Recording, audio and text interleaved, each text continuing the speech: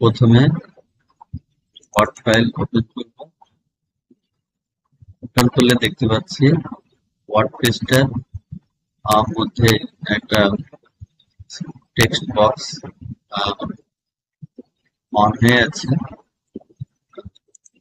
যখন আমরা এটার উপরে পেস্ট করবো তাও দেখবো যে এই লাইনগুলা হয়ে গেছে।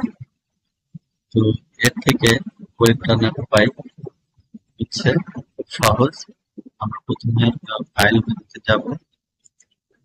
ফাইল মেনুতে যে অপশন অপশনে এসে অ্যাডভান্স, অনেকগুলো মেনু আছে তার মধ্যে অ্যাডভান্স ক্লিক করার পরে একটু স্ক্রল ডাউন করে নিচে যাব।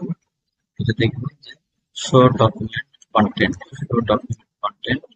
এর ভিতরে জাস্ট এই যে শো টেক্সট বাউন্ডারিজ, এটা ডিফল্ট দেওয়া ছিল, এটা জাস্ট হচ্ছে উঠায় দেওয়ার পরে কপি করে দিলে দেখবো যে আমাদের এই প্রবলেমটা চলে গেছে। Thank you.